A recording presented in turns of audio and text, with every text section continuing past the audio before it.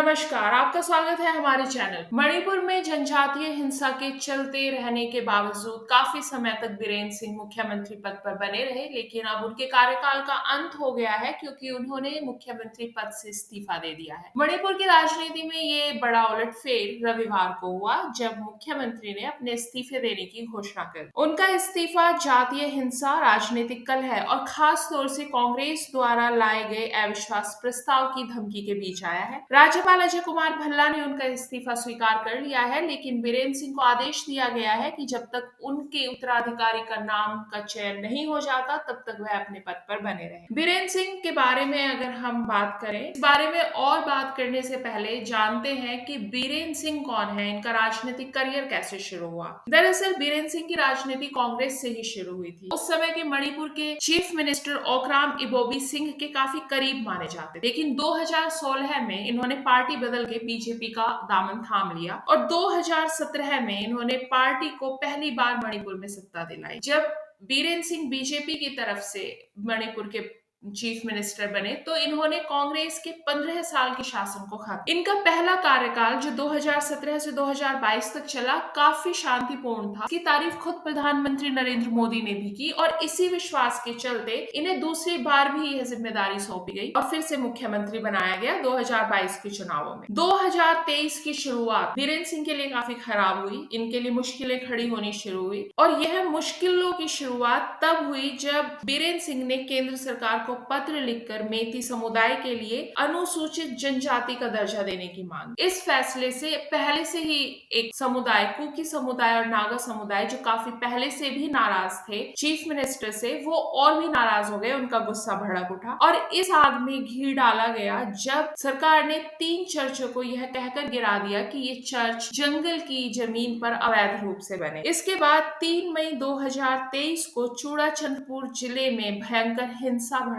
उठी और यह हिंसा फिर धीरे धीरे पूरे राज्य में फैल। हिंसा को संभालने में नाकामयाब रहने के बाद जून 2023 में बीरेन सिंह ने इस्तीफा देने की पेशकश की थी, लेकिन जब वे इस्तीफा देने के लिए राजभवन जाने लगे तो हजारों समर्थकों ने, खासकर बुजुर्ग महिलाएं, उन्होंने उनके घर को घेर लिया, उनका काफिला रोक दिया। सिंह ने उन्हें मनाने की कोशिश की लेकिन वे नहीं माने। बाद में जब मुख्यमंत्री ने भीड़ को उनका इस्तीफा पढ़कर सुनाया तो महिलाओं ने रेजिग्नेशन लेटर लेकर फाड़ दिया। इस समर्थन को देखकर सिंह ने अपना फैसला बदल लिया और उन्होंने ट्वीट करके कहा कि इस नाजुक घड़ी में मैं साफ करना चाहता हूँ, मैं मुख्यमंत्री पद से इस्तीफा नहीं दूंगा। इस बीच कांग्रेस नेता राहुल गांधी भी मणिपुर पहुंचे। वो वहां की राज्यपाल, उस समय अनुसुईया उइके वहां की राज्यपाल थी, वे राज्यपाल से मिले। उन्होंने अपील की कि सरकार वहां पर शांति बहाल करे और उन्होंने आरोप लगाया कि बीजेपी राज्य में सत्ता चलाने में पूरी तरह विफल रही है। बीरेन सिंह के कट्टर मेइती समर्थक रवैये से खुद बीजेपी सरकार के अंदर ही असंतोष पनपने लगा। कुकी समुदाय से जुड़े बीजेपी के कई विधायक विधानसभा से गैर हाजिर रहने लगे और उनके इस्तीफे की मांग करने लगे। नवंबर 2024 में बीजेपी की सबसे बड़ी सहयोगी पार्टी नेशनल पीपल्स पार्टी ने अपना समर्थन वापस ले लिया। एनपीपी के प्रमुख और मेघालय के मुख्यमंत्री कोनार्ड संगमा ने बीजेपी अध्यक्ष जेपी नड्डा से खुले तौर पर मांग की कि बीरेन सिंह को हटाया जाए,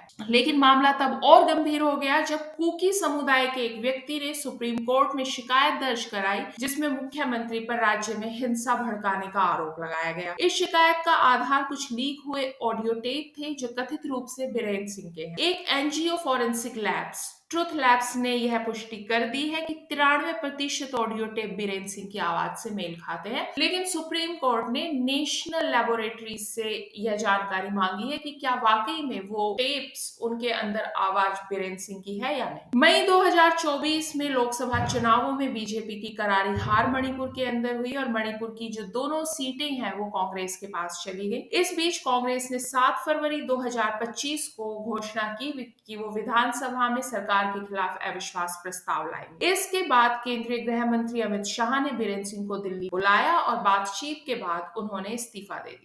इस इस्तीफे के बाद कांग्रेस की काफी तीखी प्रतिक्रिया आई है। सबसे पहले राहुल गांधी ने इसके ऊपर प्रतिक्रिया दी। उन्होंने एक्स पर पोस्ट किया कि मणिपुर के बीजेपी मुख्यमंत्री एन बीरेन सिंह ने 2 साल तक चली जातीय हिंसा के बाद अपने पद से इस्तीफा दे दिया है। राहुल गांधी ने लिखा है, मुख्यमंत्री बीरेन सिंह का इस्तीफा दिखाता है कि बढ़ती बढ़ते जन दबाव, सुप्रीम कोर्ट की जांच और कांग्रेस द्वारा लाए गए अविश्वास प्रस्ताव ने उन्हें यह फैसला लेने पर मजबूर कर दिया। लगभग 2 वर्षों तक बीजेपी के मुख्यमंत्री बीरेन्द्र सिंह ने मणिपुर में फूट को बढ़ावा दिया। पीएम मोदी ने उन्हें जारी रहने दिया, जबकि राज्य में हिंसा, जनहानि और मणिपुर में भारत की आत्मा के नष्ट होने का सिलसिला जारी रहा। आज उन्होंने अपने ही नेतृत्व के खिलाफ बीजेपी में बढ़ते असंतोष को शांत करने के लिए इस्तीफा दिया, क्योंकि उनकी सरकार कांग्रेस के अविश्वास प्रस्ताव और फ्लोर टेस्ट का सामना करने वाली थी। मुख्यमंत्री ने आज शाम अपना इस्तीफा राज्यपाल को सौंप दिया। लगभग इसी लाइन पर कांग्रेस के बाकी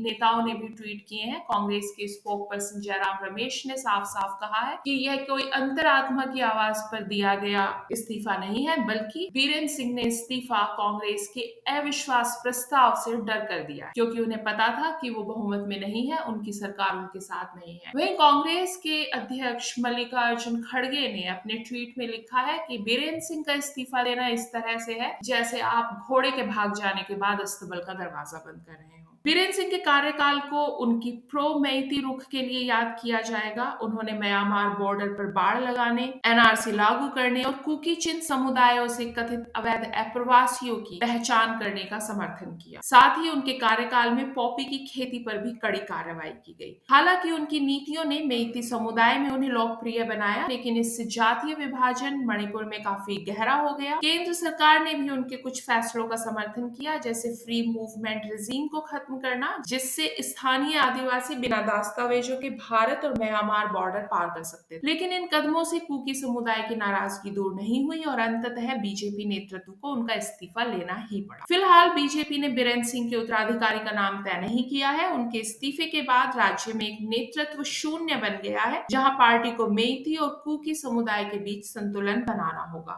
इस इस्तीफे से शायद शांति वार्ता को एक नया मौका मिले, लेकिन बीरेन्द्र सिंह की छवि और उनकी नीतियां अभी भी मणिपुर की राजनीति को प्रभावित करती रहेंगी। उनका कार्यकाल एक स्थिर शासन से शुरू होकर हिंसा और राजनीतिक अस्थिरता में खत्म हुआ। अब देखने वाली बात यह होगी कि उनकी विदाई मणिपुर में शांति लाने में मदद करेगी या फिर नए संकट को जन्म देगी। मणिपुर की घटनाओं पर फिलहाल यही अपडेट है। हमारी दूसरी खबरों के लिए जुड़े रहिए हमारे साथ।